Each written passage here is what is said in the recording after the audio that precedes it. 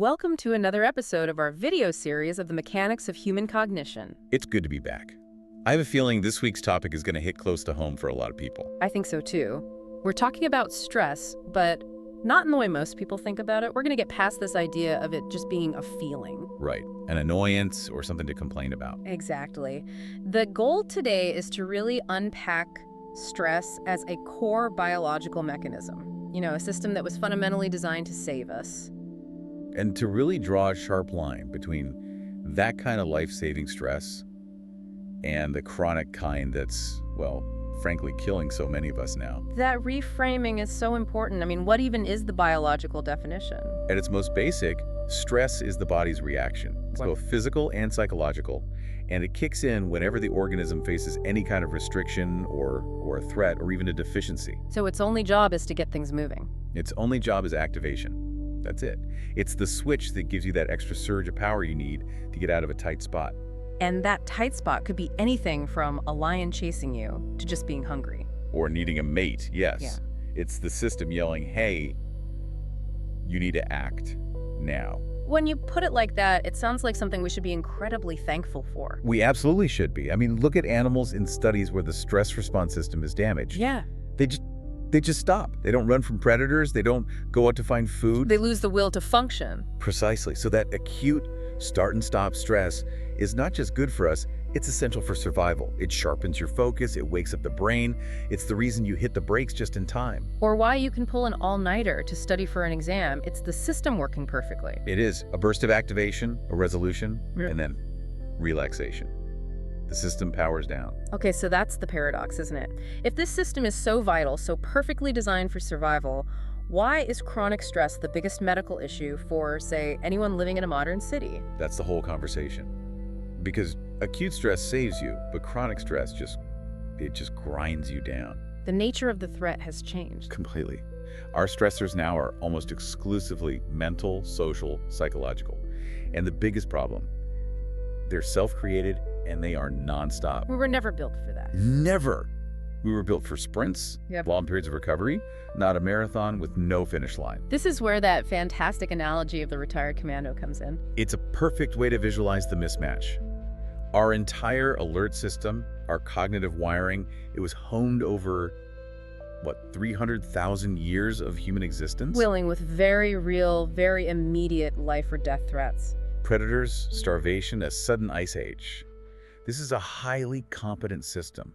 Think of it like an elite special forces soldier, trained for the most extreme situations. But now that soldier is living in a quiet suburb. The predators are in zoos, the food is at the supermarket, the imminent threats are gone. And what happens to a highly competent system with nothing to do? It can't just stay idle, it's too good at its job.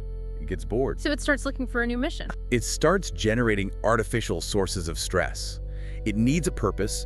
It needs to find some kind of meaning in all the noise.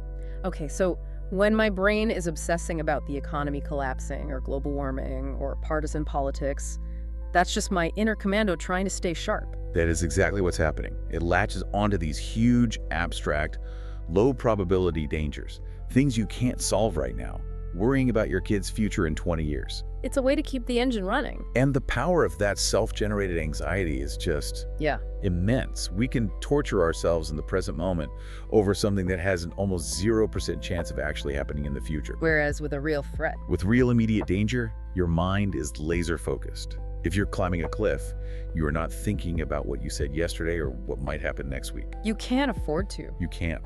Real danger forces you into the here and now. But this modern fake anxiety lets our minds just bounce around between past regrets and future fears, never landing anywhere. And that is profoundly exhausting. So we're essentially turning our own biological weaponry against ourselves. Let's get into the specifics of that, the hormones. Right. So the first wave is adrenaline. That's the fast one. The nerve system boost, the heart palpitations, the instant react-in time. But it fades quickly. It's the sprint. It's the sprint. The long-term coordinator, the real manager of the stress response, is cortisol. And that's the one that can stick around for hours or even days. Correct. And in a real survival situation, cortisol does three critical, brilliant things. First, it wakes up the brain. maximum alertness. Okay. Second, it suppresses the immune system. You don't need to fight off a cold when you're fighting off a tiger. All that energy gets redirected to your muscles. Fight or flight fuel. Exactly. Right. And third, it jacks up your blood sugar to provide that instant fuel. Oh, and as a side effect, it also lowers serotonin so you don't feel relaxed or sleepy. All fantastic features if you're running for your life. Absolutely. But here's the catastrophic failure point.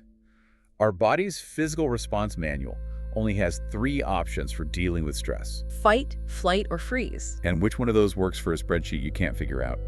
Or an angry email from your boss? None of them. You can't punch the spreadsheet. You can't run from the quarterly report. Yeah. Freezing doesn't help. So these modern stressors are, from a biological standpoint, unsolvable. The system gets activated, cortisol floods in, but there's no physical release. So it just stays on. It stays on. And that chronic exposure is where the real damage begins. Okay, let's break down that damage. What is this constant state of red alert doing to our brains, to our bodies? The first one is genuinely terrifying. It's neurological atrophy. The brain gets so tired of the constant alarm bells that it starts to tune them out. We see a measurable shrinking of brain volume. The brain is actually getting smaller. In specific areas, yes. It's a process of neuronal shrinkage. The density of the stress receptors actually goes down. And where does this happen? Is it all over? It's most pronounced in the hippocampus. That's our hub for memory, for navigation, for emotional regulation. This shrinkage is actually a key biomarker for severe, untreated depression that's gone on for, say, 5 or 6 years. That sounds permanent, is it? Thankfully, no. This is where the brain's plasticity is just incredible. In studies where patients get effective treatment or they're removed from the source of the stress, that hippocampus shrinkage can start to reverse in as little as 2 months. So the blueprint for repair is still there. It's there. The system is suppressed, but it's not broken forever. But the damage doesn't stop at the brain. What about metabolically? All that high blood sugar. Constantly. The pancreas is working overtime, pumping out insulin to try and manage it, and eventually the body cells just get tired of listening. They become resistant. Insulin resistance. Yeah. Which is the direct path to type 2 diabetes and a whole host of other metabolic problems. And then there's the immune system. Right, the system that was told to stand down to save energy.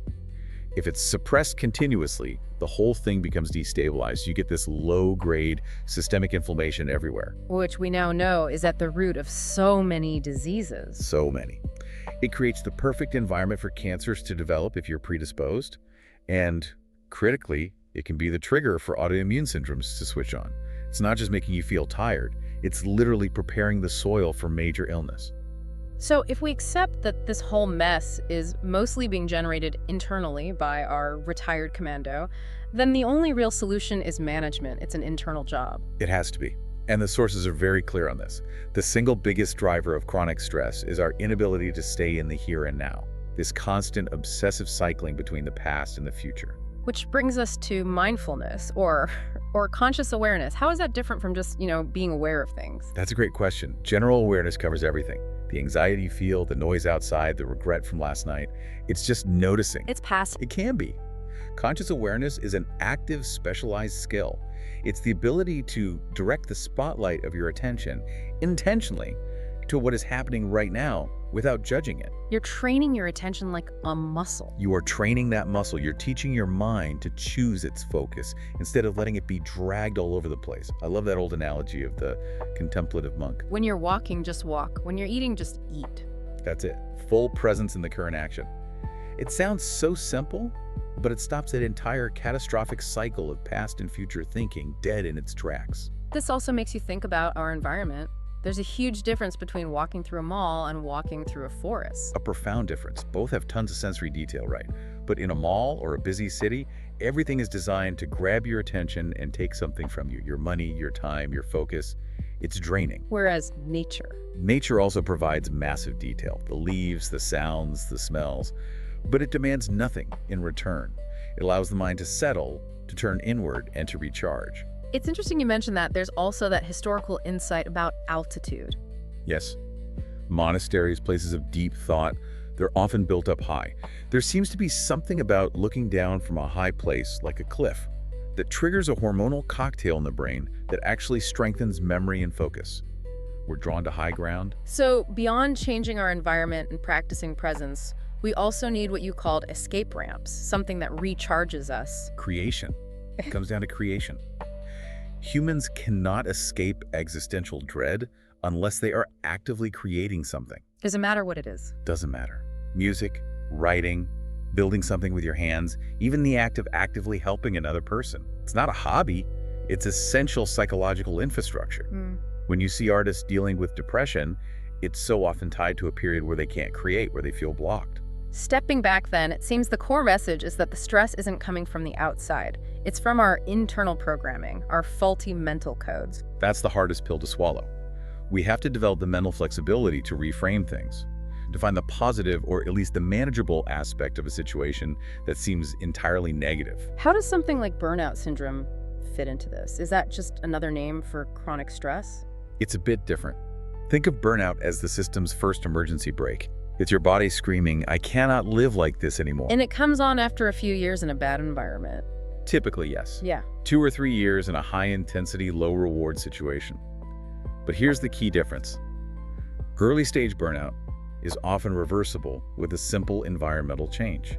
A 2-week vacation can sometimes make it vanish completely. But if you go right back into that environment, Then it deepens.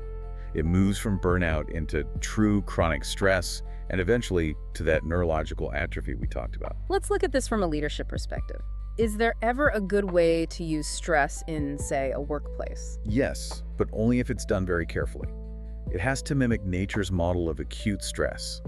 The term for it is measured stimulation. Okay, what does that look like? Think about the lion and the gazelle again.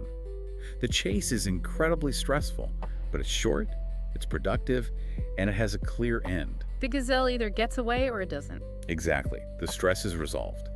Neither one goes into a 3-week depressive spiral afterward. So if a leader's going to apply pressure, it has to be for a short-term, productive goal with a clear reward or conclusion at the end. So the vague, constant pressure of the company might have a bad year. That's the toxic kind. That's the killer.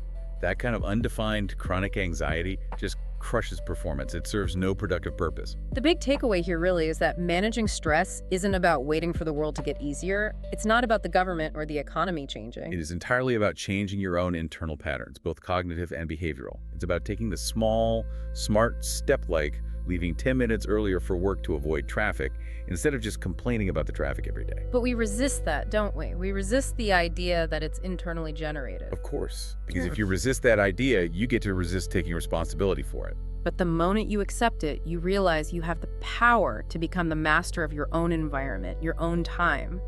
The shift is immense. It changes everything. So I'll leave you with a final thought to mull over. Yeah. If we're saying that 90% of your stress comes from these faulty mental codes, this obsession with what was or what might be, what is one specific code, one internal habit that you're willing to challenge and try to transform this week? That is the real question, isn't it? Yeah. The ultimate question of control. Until next time. Until next time.